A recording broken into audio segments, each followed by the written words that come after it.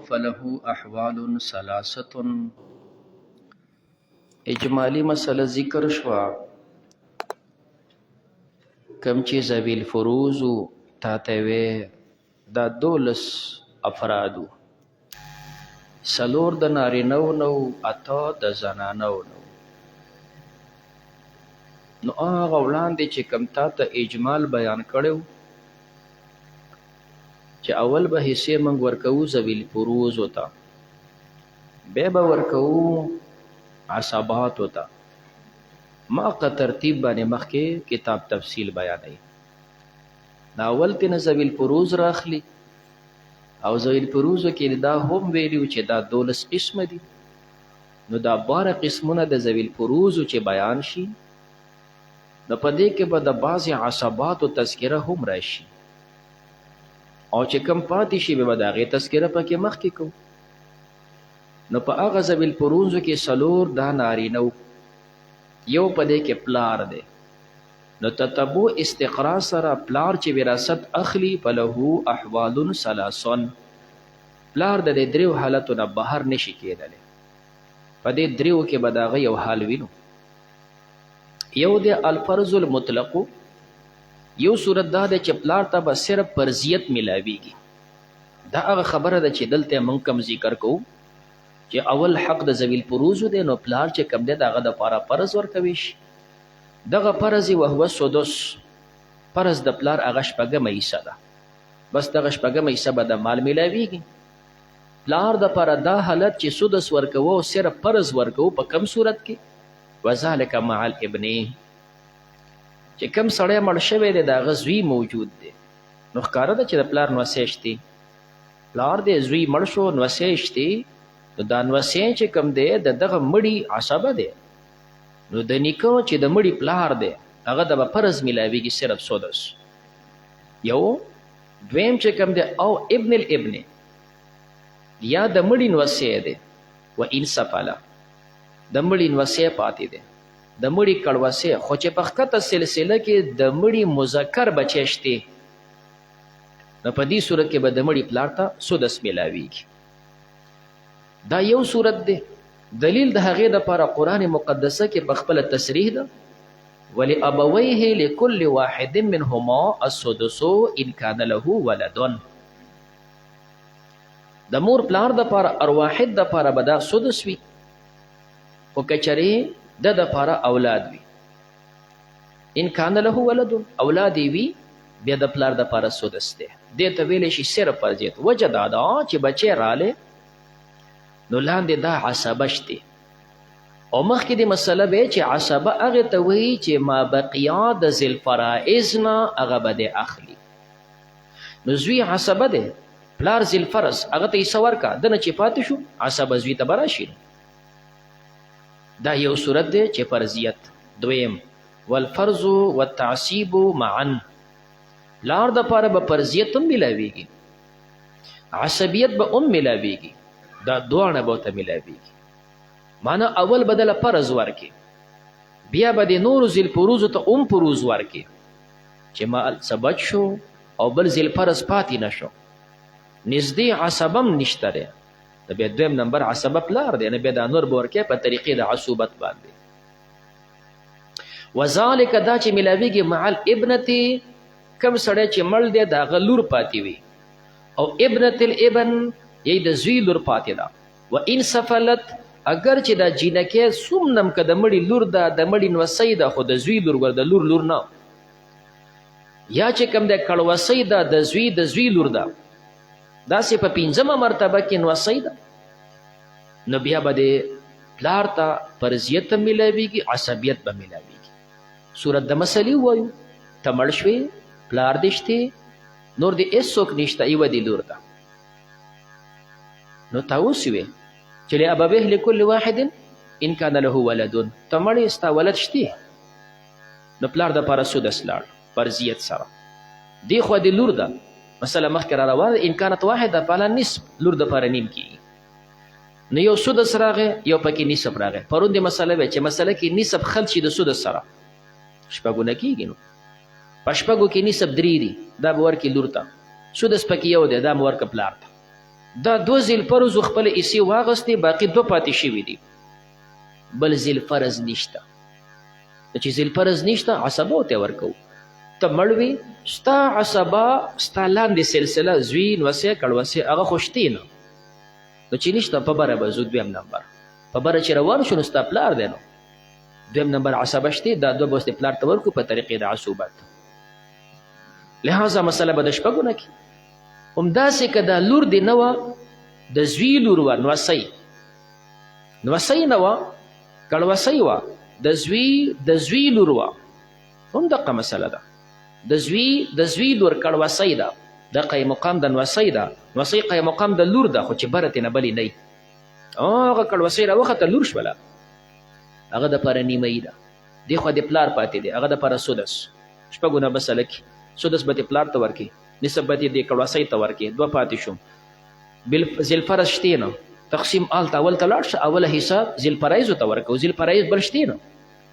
ښه جي 2 نمبر عصبو ته راشو، نسبي ته. عصبو نسبي اوله مرتبه د بچو ده، زوی نوسی خو د شتې نه.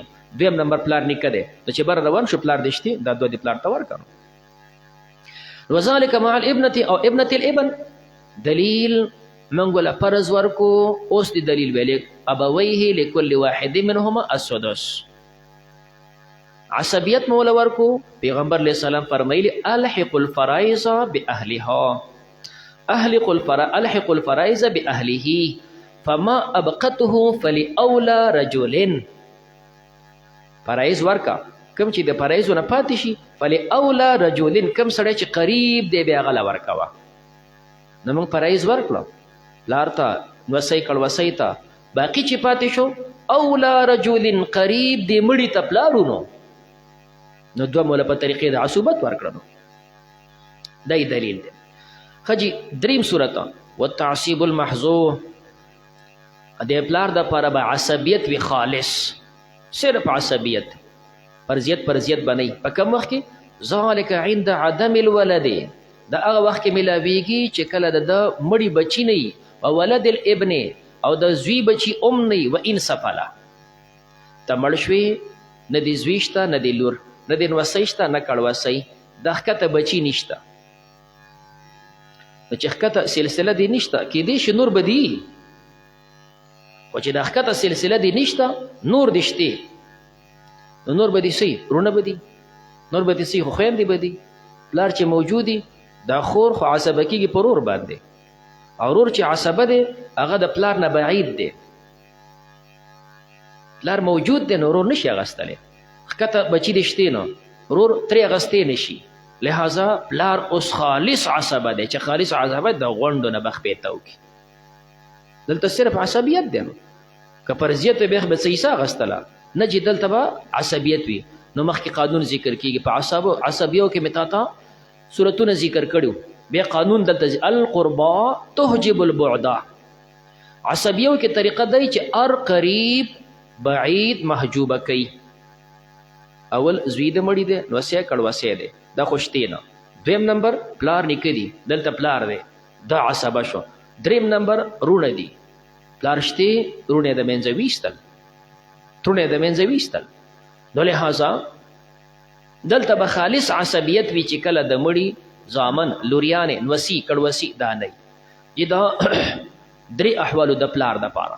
والجد صحیح کالاب، جد صحیح دا پشان د پلار دی، الا فی 4 مسائل، 4 مسلو کې نیکو پشان د پلار نه دی. وسنذکر حاضر د دا مسئلې به مخکې بیان کو په خپلو ځایونو کې انشاءالله. او سره ویسقط الجد بالاب، دا نیکه په پلار ساقط وي، لأن الاب اصل فی قرابت الجد، ځکه چې دا پلار اصل دی په دې قرابت کې، نو ذل اصل چې نیکه د هغه پې ساقط وي. بیا فرمایي والجد صحیح، تعریب ذکر کوي د جد صحیح، هو الذي لا تدخل فی نسبته الی المیت پرون دی وی دا تصریح ذکر کوي دلته جد صحیح هغه دی چې مړي ته نسبت کې په منځ کې ښځه نه راځي، مور پکې نه راځي. نو د مور پلار منځ کې مور راله، دا جد فاسد دی. د پلار د مور پلار جد فاسد دی، د مور د پلار د مور پلار منځ کې بیا مره فاسد دی چې داسې پکې نه د پلار پلار د پلار د پلار پلار اوس دا چې کم دی جد صحیح دی. دلته عباراتو کې خبره کوو بیا ته وضاحت کوو. دلته دوه قسمه عبارتونه نقل کوي. یو د متقدمینو عبارت دی یو د متاخرینو. دلته چې کم نسخه د سراجی دا متاخرین په طرز باندې ذهاب کړی دی. متقدمین هغه داسې وایي والجد صحیح. دا وروسته چې کوم تعریف ذکر کوي دوه کرله لاندې دا دوباره بیا والجد صحیح دا پرېږده دا تعریف راواله. هغه اوله کې چې فرمایي والجد صحیح هو الذي لا تدخل في نسبته دا الته ولګئ الته ولګئ. بیا مسله شروع کی کل اب الا فی 4 مسائل. متقدمین عبارت داسې ذکر کوي. متاخرین هغه عبارت دا ذکر کوي چې څنګه په دې کتاب کې دی جد صحیح هو بیا وروسته فرمایي تعریف کوي والجد صحیح هو الذي. خو بهتره طریقه د متقدمینو ده دا چې کوم کتاب کې نسخې نقل دي دا غوره نه دي. یو وجه دا ده چې دلته والجد صحیح په دې کې تکرار لازمیږي. یو ځل به الته ذکر کې وروسته بیا وي دې کې تکرار دی. تکرار خشي خو نه دی شنیع وي. دویمه نقصان دا دی چې مخکې مسلې ذکر کړي او تعریف وروسته ذکر کړه والجد صحیح هو الذي لا تدخل. دا خو تعریف دی د جد صحیح دی وروسته کو او طریقه دی چې خلک مخکې تعریف ذکر کوي بیا یې مسائل او احکام ذکر کوي او په دې عبارت کې مسائل احکام مقدم شو او تعریف مؤخر شو. نو د دې دوه وجو نه دا د متاخرین نسخه کمزوري متقدمین نسخه هغه ټیک وي. خو لیکن زموږ دلته عام کتاب په د متاخرین په طرز روان دی. نو خجی جد صحیح دی فرمای کل اب په شان د پلار دی. استثناء کوي الا فی 4 مسائل. اشکال دا پیدا کیږي استثناء غلطه ده. اوس د خبره ذکر کوله د پلار د پر سو احوالو 3 او دلته استثناء کوي الا فی 4 استثناء د سلورو کوي. نو دا خو استثناء د اکثر د اقل نه او استثناء د اکثر د اقل نه در سره استثناء وینه دا خو غلطه ده. استثناء خو د اقل د اکثر نه د اکثر خو د اقل نه نه. نه دی وجه نه دلته به عبارت کې وته مستثنا منه مقدر روباسي. نو فرمایي دا چې والجد صحیح کالاب فی جمیع احکام الميراث فی جمیع احکام الميراث. دا نیکو پشان د پلار د پټول احکام د میراث کې ټول ایواز د غدرې نه ښه ټول احکامو کې الا فی 4 مسائل. صرف یو څلور مسلې داسې دي چې الته پکې میدانه دي. نو صرف یو څلور مسلې اوس به د استثناء ټیک شي. خجی هغه څلور مسلې په دې مقابله ماتن نه ذکر کوي حواله درکوي وسنذکرها فی مذاهب موازیه ان شاء الله. دا ځای په ځای راځي. نو اختصارا دلته ذکر کې نو ویلې شي اختصارا دلته ذکر کې چې ویلې شي مختصر ټکي ذهن ترش.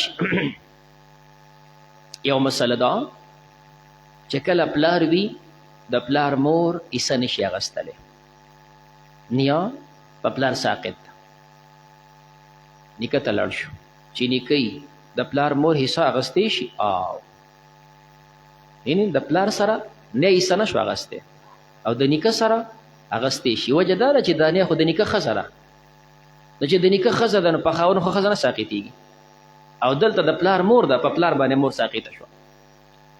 نو یو مسله بېله کړه چې کله پلار وي نو نیا ساقطه وي خو چې نیکه نو نه ساقطېږي. یو مسله پلار او د نیکه منځ کې فرق دی. دویمه مسله یو سړی چې کوم دی مړ شي ښځه خاونې پاتې شو خاونې مړ شو ښځه پاتې شوله او به ګورو ته مړ شولې ښځه دې پاتې ده پلار دې پاتې دی. نو دې وخت کې چې پلار ته ورکولی شي ثلث د جمیع مال ورکوي شي او چې نیکه پاتې شي هلته ثلث د جمیع نه وي هلته ثلث د مابقیه وي. دا مخکې را روان دی. په دې شق باندې ستا حاشیې په اعتراض کړی جي دا خو مسلې دوه دي. سړی مړ شو ښځه پاتې شوله یوه ښځه مړه شوله سړی پاتې شو. دلته د پلار حصه د نیکه حصه فرق دی. دا خو دوه مسلې شولې بیا خو 5 شولې مسلې او تا خو 4 مسایل ویلي دي.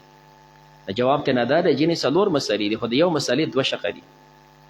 نور مسلې دا چې کوم دی څلور دي.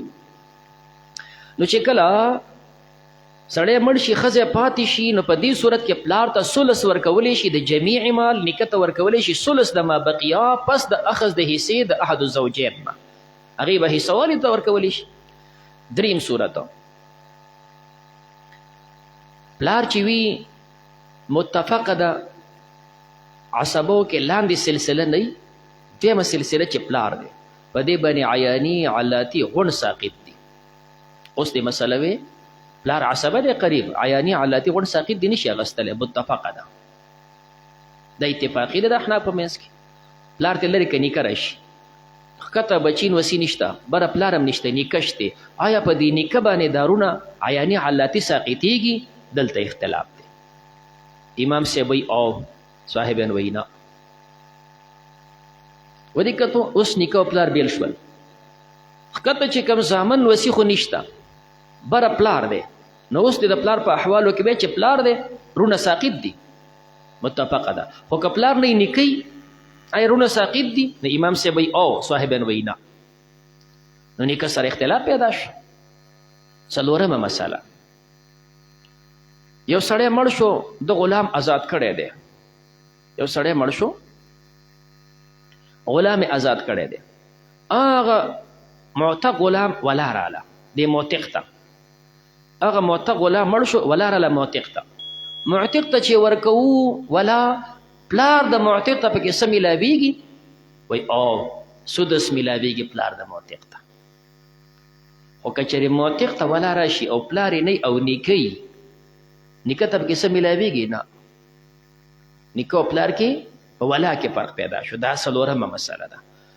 ته ولګېدې غلام دې آزاد کو، بیا معتق غلام مړ شو، څوک یې شتې نه، ولا معتق ته راله، تاله ولا راله، جي ستا پلار دی، نو په دې ولا کې د پلار حصه شتې وي او سدس شتې. خو که پلار دې نه او نیکه او تا ته ولا د معتق نه راله، نیکه ته پکې څه میلاویږي؟ وي نه، یعنې نیکه او پلار منځ کې فرق راغی. الا فی اربع مسائل نذکرها فی مواضع ان شاء الله. ويسقط الجد احکام دا دي چې نیکه ساقطیږي بالاب په پلار سره، چې پلار وي نو مور هم ساقطه ده او نیکه هم ساقط دی. نیکه بیا حصه نشي اخیستی، پلار موجود دی.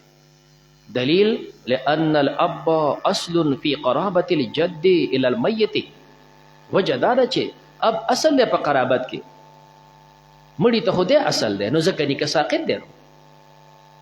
اشکال دا پیدا کېږي چې دا خو کتاب دی متن او ماتن د عموما منحصري په مسایلو نه په دلایلو باندې، نو ته پکې دا دلیل سره ذکر کې، خو دغه نه مسله کافي وه چې ویسقط الجد بالاب، دغه مسله وه. دا بل ټکی چې لأن الاب اصل فی قرابة الجد الى المیت، دا خو دلیل ذکر کول دي، او دلیل ذکر کول دا د متون او استاد د اب نه دی، نو دلته پکې ول دا ذکر کې. جواب ته نه دا دی، دا صحیح ده چې متون یا په دې مقاماتن مسائل ذکر کوي، دلایل نه ذکر کوي. خو دلته چې دی دلیل ذکر کوي لکثرت الفایده، یو طرف ته دلیل دی، بل طرف ته دا قانون دی، کثرت الفایده دپاره یو طرف ته خو دا دلیل دی، خو بل طرف ته دا یو قانون دی. دا قانون دی چې هر یو اصل واسطه موجودی ذل واسطه به ساقطي، زوی شته نو وسې لاړ، نو وسې شته کړ وسې نشته، پلار شته نیکه پکې نشته، نیکه شته ور نیکه ساقط دی. دا یو قانون دی. ورور شته وراره ساقط دی، تره شته د تره بچی پکې نشته. نو چونکې یو طرف ته دلیل، بل طرف ته دا یو قانون دی، کثرت فایده ورپکې ده، نو ځکه دلیل ذکر کړي ان الاب اصل فی قرابة الجد.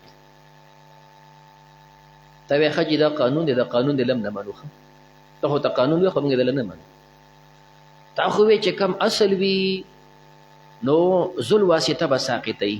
راشو ستا چې کم دی به طور مثال اخیافي دي، دا د مور بچي دي، نه آیا دا مور دی اصل ده، اخیافي دا ذل واسطه ده، چې مور موجود وي نو اخیافي ساقطیږي؟ متفقه ده نه ساقطیږي.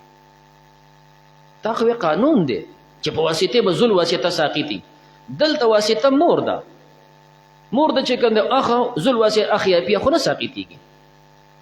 نو څنګه وایي چې دا قانون دی؟ دوه جواب.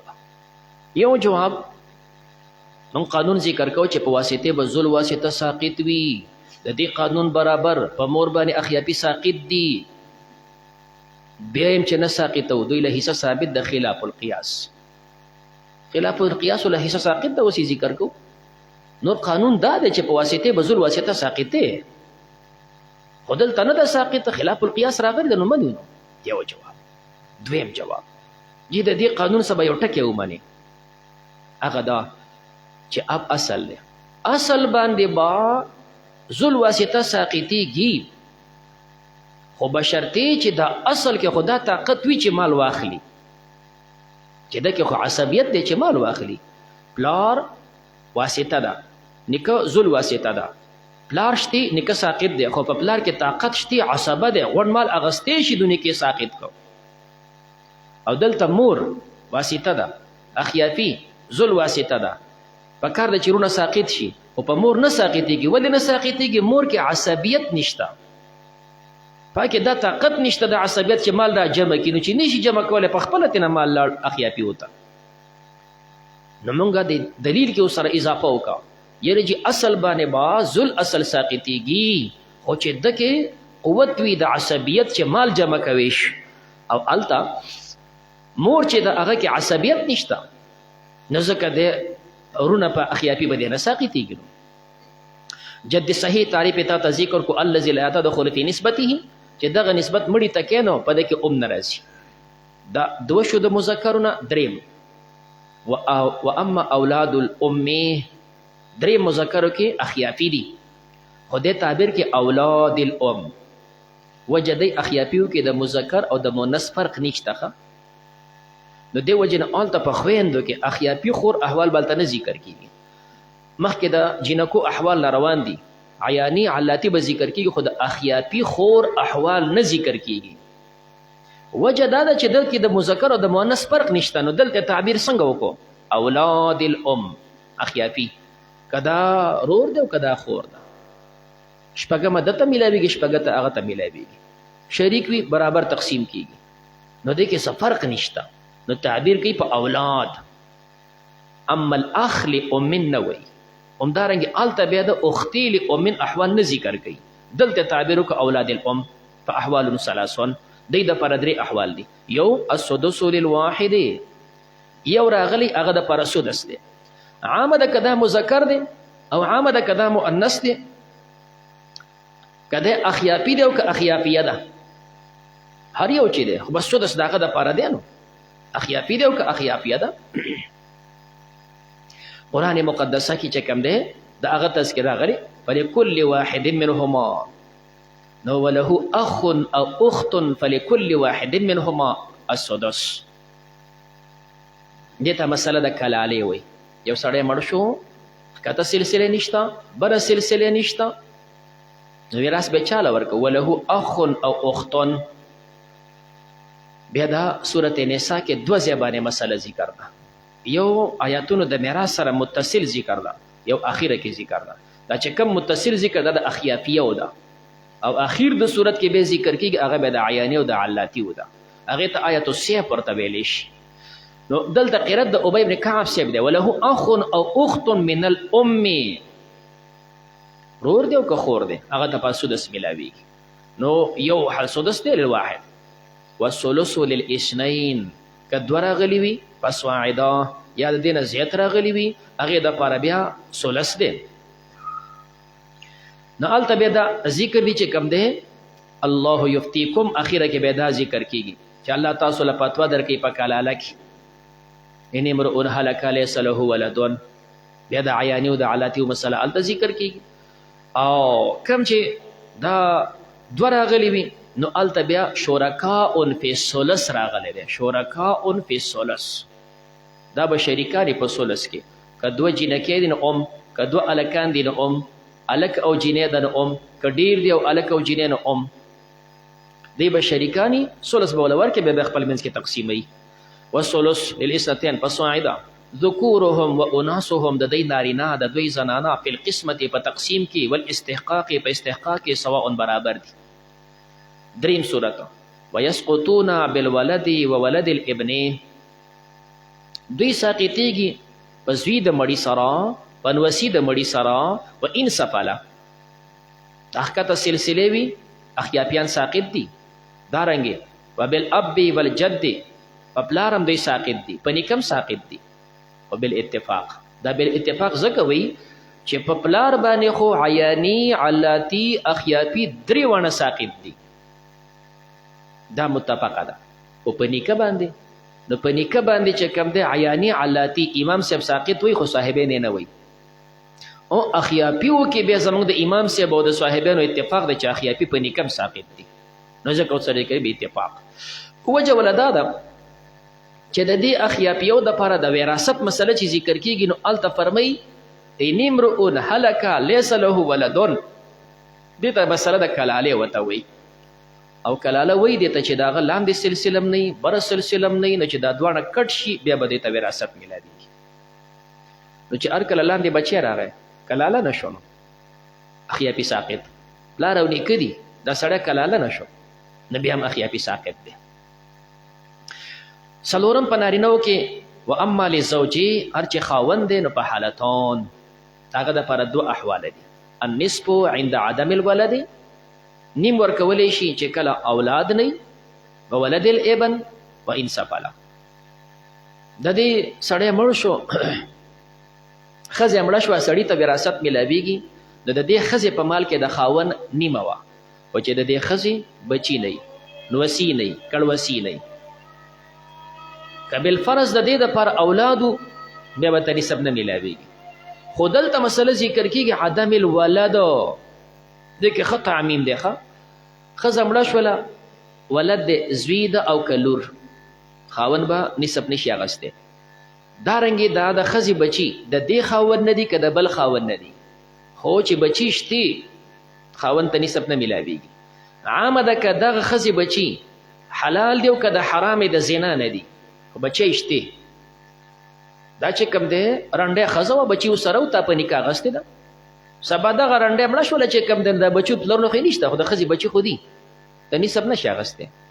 نسب هله میلاویږي چې د دې ښځې نه پیدا بچی نشته، نه ستانه، نه د بل نه حلال نه حرام. نوسی کړوسی نشته، بالواسطه بلا واسطه دواړه نشته، اوس به تا ته نسب میلاویږي. ځکه الله پاک دا مقید ګرځي په قید د دې باندې چې ولکم نصف ما ترک ازواجکم ان لم یکن لهن ولدن، که اولاد یې نه وي، نو که اولاد متصل دی که منفصل دی، ستانه دی، د بل نه دی، مذکر دی، مؤنث دی، دا نه وي، بیا به تا ته نسب میلاویږي.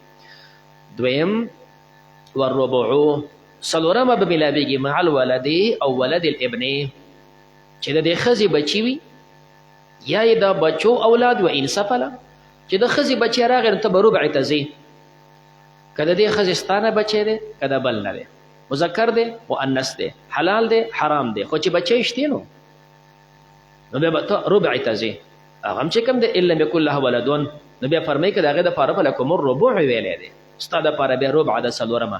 او اوس سره پکې دکې دا ام الحوس شو، څنګه چې د خویندو ورونو په منځ کې مخکې مسله روانه ده، رور په دوه چنده د خور دی، د دلته خاوند هغه په دوه چنده د ښځې شو. د ښځې بچي نه وي خاوند ته نصف میلاویږي، چې خاوند مړ شي بچی نه وي ښځې ته ربع میلاویږي. دی په نصف ده، هغې په مضاف ده. ښځه مړه شوله بچي شتې خاوند ته ربع میلاویږي، سړی مړ شو بچي شتې ښځې ته ثمن میلاویږي. دا مذکر او مؤنث دي. دلته د خور او ضرور په شان هغه فرق وساتلی شو چې هلته خور دپاره نصف، رور دپاره ضعف، دلته خاوند دپاره ضعف، د ښځې دپاره نصف. نو دا سړو دپاره دغه دو احوال. اوس مخکې بیا د ښځو وا فصل فی النساء.